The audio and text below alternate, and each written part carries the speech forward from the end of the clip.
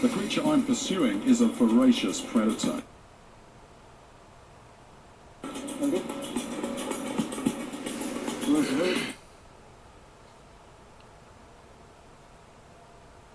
That not only attacks the small fish these fishermen are after, but will also take a chunk out of a crocodile.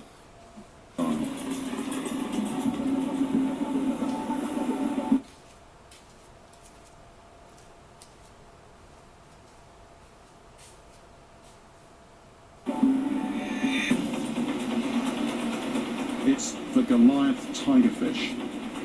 Not just one of the top predators here, but among the most ferocious freshwater predators in all the world's rivers.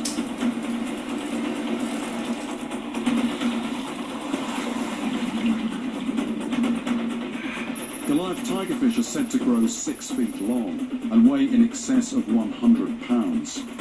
They have jaws packed with razor-sharp interlocking teeth. And with their streamlined body and huge tail, they are capable of incredible bursts of speed when striking prey. Their ferocity when hunting is legendary.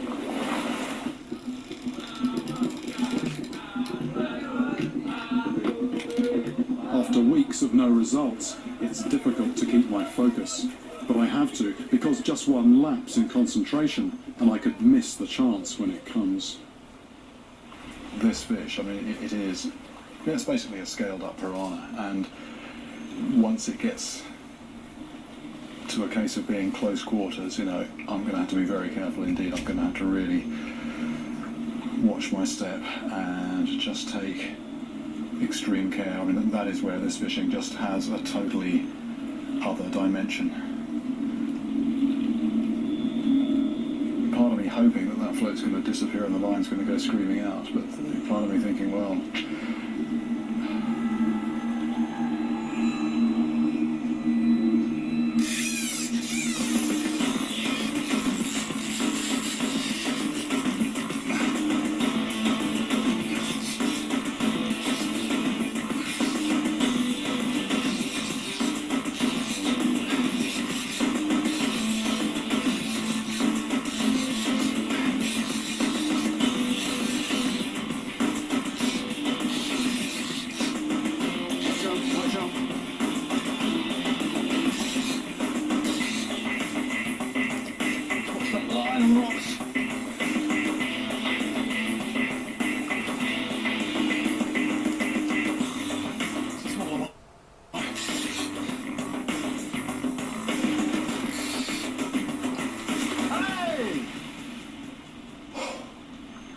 that's what they do. That's what they do. That's 3 takes, no fish. 3 takes, no fish. Bloody, that's so close, so close, so close, so close. This was a really lively bait. Aye. That's another fish.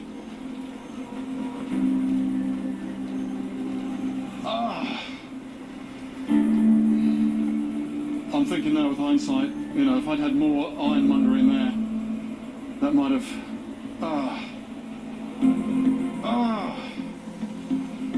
You know, just days and days go by, nothing happens, nothing happens, nothing happens, and then one is there, literally just comes out of nowhere, and it's just gone in a matter of seconds.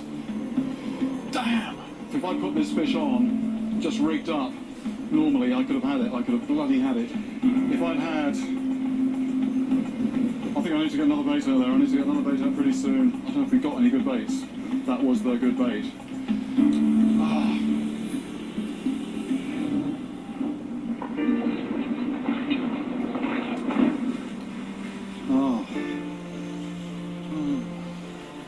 It is an odd thing about this fish, you know, it definitely does exist, but you can almost reach a situation, both myself and I'd imagine the local people, where you sort of forget about it. You think it doesn't exist because you don't see it, you hear about it, you don't see it, you don't see it, you don't see it, and then suddenly, you know, it's right in front of you and it's tearing into flesh. If I had one fish at least under my belt now, you know, I could accept this a bit sort of philosophically, but I've just been here now for so many days. I've had 3 chances. I've just caught nothing the whole time that I've been here. And it really does feel like a test of character, and I just feel that I'm failing at the moment. It just looks more and more like I'm just going to go home empty-handed, having come all this way. And that is just so demoralising. It's like the fish is taunting me almost. You know, the fish is, you know, just enough of a sign of the fish to get the hopes up, and then just dashed. The people of this village have spoken to the spirits on our behalf, and they say that this is the place to come.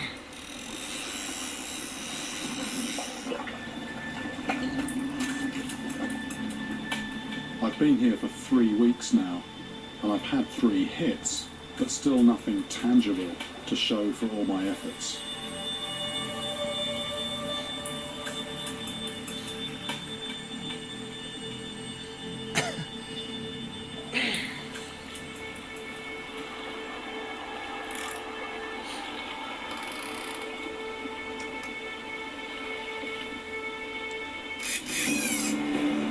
Fish on! Red! The net!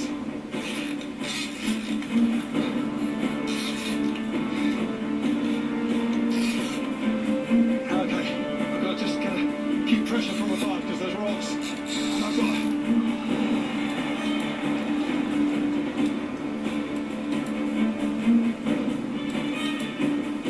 It's got to jump, it's got to jump.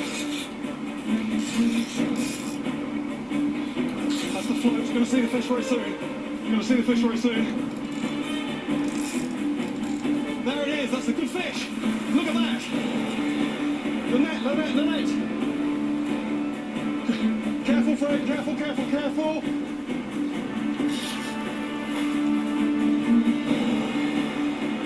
Right, we've got to be very careful now.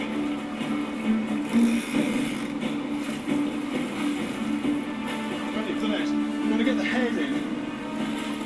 La tête. Oh, securez le poisson. Bon, encore là. Okay. What we're going to worry about now is it biting its way out. Okay.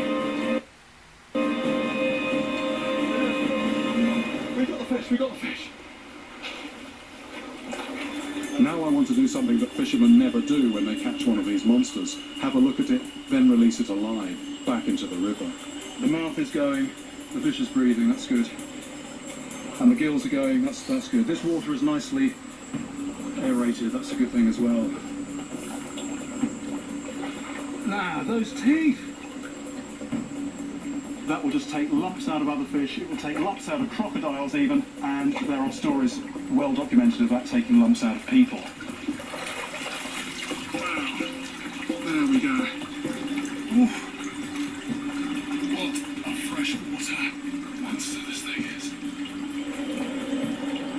What I'm looking at here is the ultimate piranha.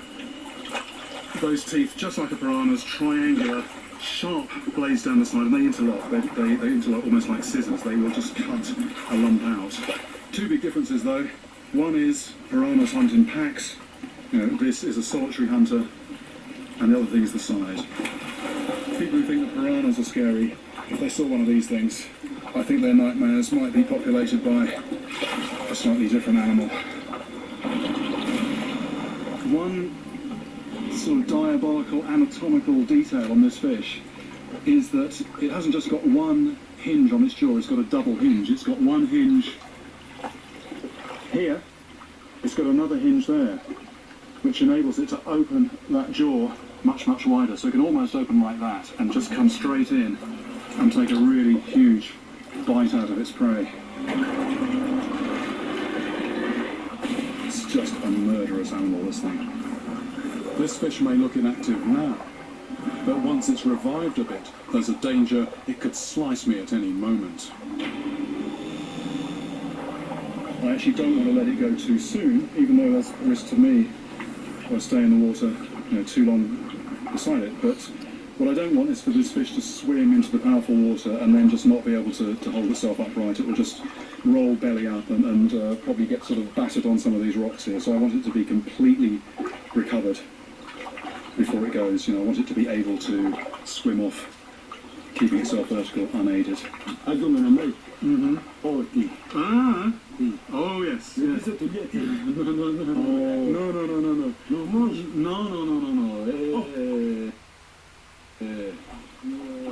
Muito grande. We're having a little bit of a discussion here because Fred thought that we were going to take it back to the village for everyone to eat. And I must admit that is quite a nice idea. He tells me this fish has been given to us by God. Mm-hmm. He said even for the fetisher who gave me the charm, who told me about success in the fishing, send him a piece of the meat. It's not just our village; it's the people over the river who've been helping. It would make everybody happy. But it wouldn't, it wouldn't make me. Well, it would in one way, but it would make me more happy to put this back. It's going to upset him as well if he sees this swim away. I'm trying to explain the important thing for me is to see it and not to kill it. I think it's very, it's very important that animals that we find frightening in appearance, that we try and understand, that we don't just hack them to pieces and kill them and then look at the dead body. I mean, I want to look at this thing alive and then see it swim off. If the fish dies, because it has really, exhausted itself fighting against me and in that very wild, rocky water, if the fish dies, fine. We'll take it back for everyone to eat. If it doesn't, if it recovers, if it can support itself, I'm going to let it go. So we now just wait and see. Looking now at some of the marks on its head, I think it must have bashed itself on the rocks while fighting with me.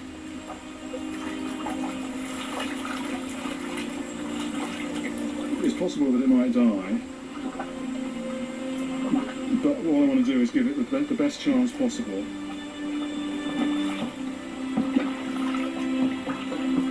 To me, the mbenga ranks as one of the most difficult fish I have ever caught, but I don't think it deserves its reputation as an indiscriminate killer. Each attack involves splashes or bright shiny objects in the water, which, to a Goliath tigerfish, resembles its normal food, other fish, and it responds in the only way that it knows. After an hour, the decision is taken from me as I feel the life slipping away from this monster. It's not going to make it.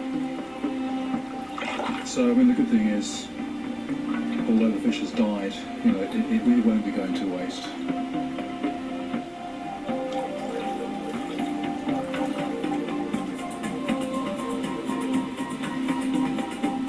To the people of the Congo, the mbenga is much more than just a fish. It is a spirit that pervades their folklore. Yet many people here, I now realise, have never seen this monster in the flesh. I begin to suspect that for Fred, returning this fish would have meant much more than just losing a meal.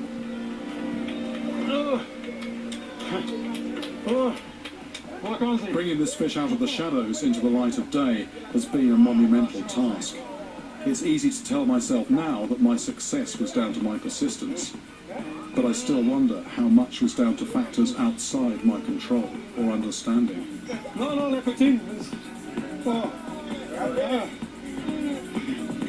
Okay.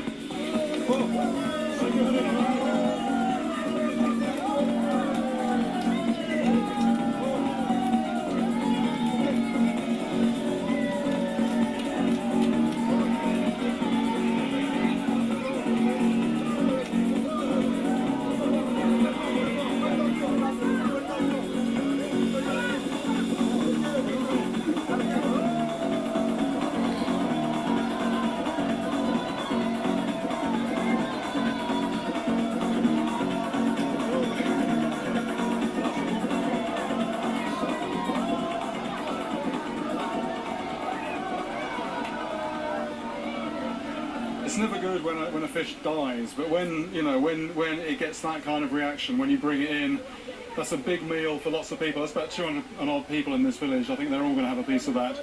A lot of these people actually as well, they won't have seen a fish like that, or certainly not a good sized one. They've heard about it.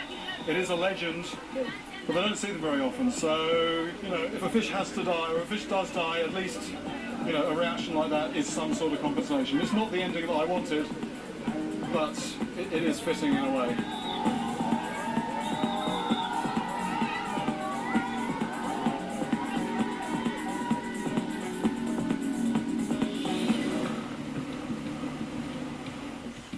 First, though, I'm stopping off to meet a man named Francois Jacobs. He's one of the very few scientists who are trying to study tigerfish. The tigerfish is one of the, well, one of the most predaceous fish species on Earth. When they lock onto something, it seems that they just fully go out for them. If they see something in distress, even if it's bigger than them, they'll try and at least go for it. And the chunks out of fish that we've seen, larger fish that we've caught. So more than one animal, probably? It's more than one animal, definitely. And they're all attacking together. And what sensors are they using? The visual attacking is what makes them so deadly. From what you're saying about the way tigerfish operate, there's almost like a sort of a fighter pilot analogy. You know, they pick something up going on in the distance, and once they actually lock onto it, they're sort of fully committed.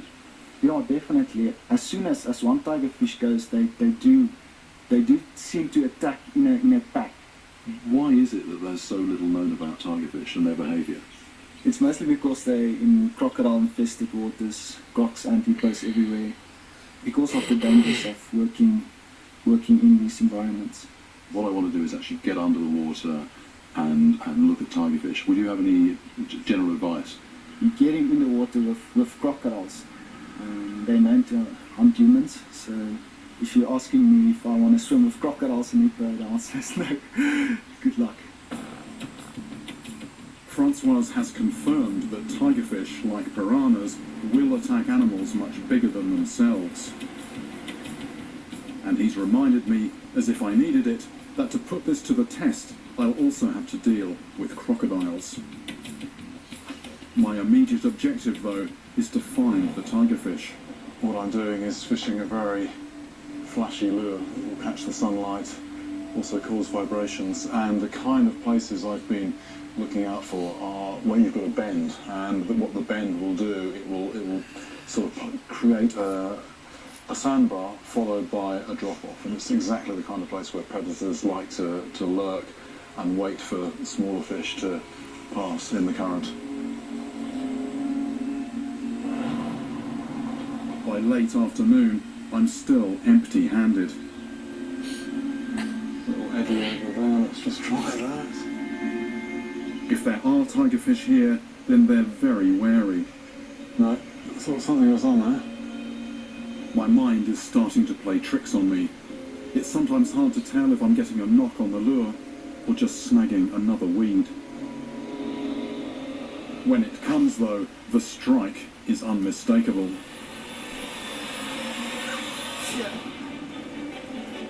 Look at this run, look at this run. A savage hit on the lure, savage hit. Right, we have a fish. I didn't see it it just jumped out of the water just then. Didn't see it too clearly. I think it's a tigerfish. Right, we've got a landing net there.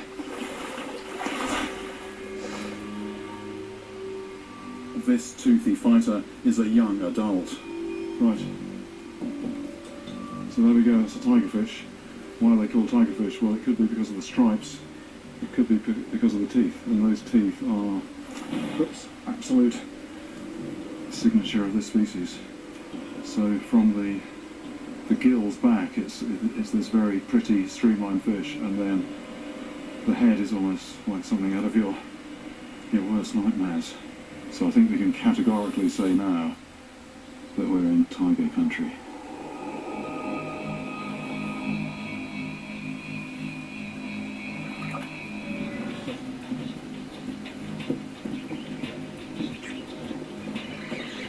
That's a fish.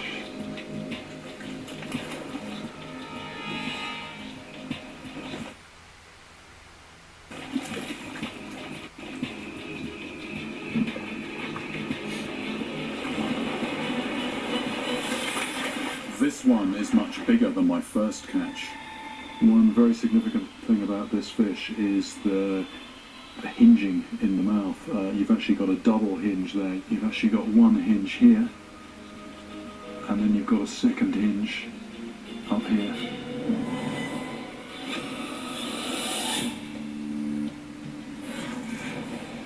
What this means is that it can open its jaws a lot wider than other fish.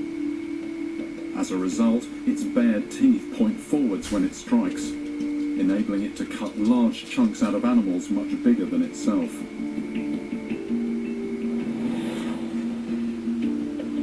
Right, so I think it's time to get this one back in the water.